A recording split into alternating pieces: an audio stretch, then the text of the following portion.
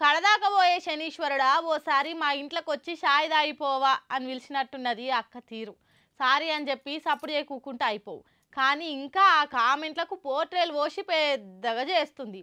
సమంత ఎందుకు ఇడుపు కాగితం తీసుకుందో ఆమె ఏమన్నా బయటకు చెప్తుందా? లేదు కదా. మాకు తెలుసు కాబట్టి నాగార్జున కోడళ్ళు బరాయోళ్ళ దగ్గరికి పోమనడు అని చెప్తున్నా అని మళ్ళీ గదే మాటలు మాట్లాడుతుంది.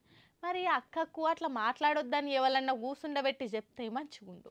నరం లేని నాలుక ఎటు పడితే అటే తిరుగుతుంది అన్నట్టు సురేఖ అక్క కూడా టంగుకి ఇంకా బ్రేకులు వేస్తలేదు. ఇంకా అదే తీరులా స్టీరింగ్ తిప్పినట్టు తిప్పుతున్నది. ఓ దిక్కు సురేఖ సారీ చెప్పింది కాబట్టి సినిమాలో మ్యాటర్ ఇడిచిపెట్టాలని పీసీసీ చీఫ్ అంటాడు. కానీ సురేఖకి ఏమో నేను అన్న దాంట్లో తప్పేమున్నది, ఇడుపు కాగితం ఎందుకైందో సమంత ఎందుకు బయట పెడతలేదని ఉల్టా అక్కెర్రాని లాజికల్ తీసి నేను పెద్ద తెలివిగల్లామను అనిపించుకునే ప్రయత్నం చేస్తుందని ఆ మాటలు చూసిన మండిపడుతున్నారు.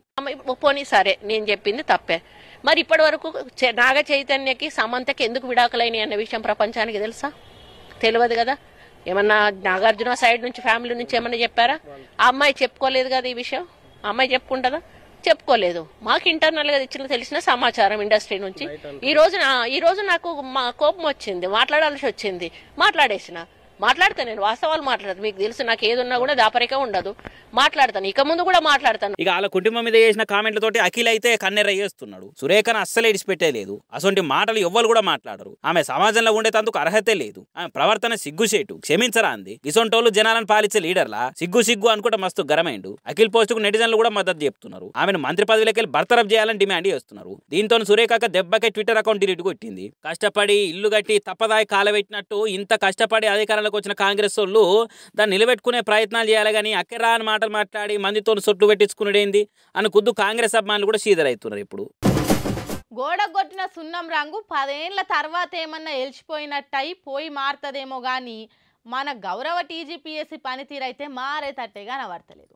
వేమన తాత చెప్పిన ఎల్కతోలు తెచ్చి ఏడాది ఉతికినా నలుపు నలిపే గాని తెలుపు రాదు అనే పద్యాన్ని నిజం చేస్తుండని మండిపడుతురు అభ్యర్థులు.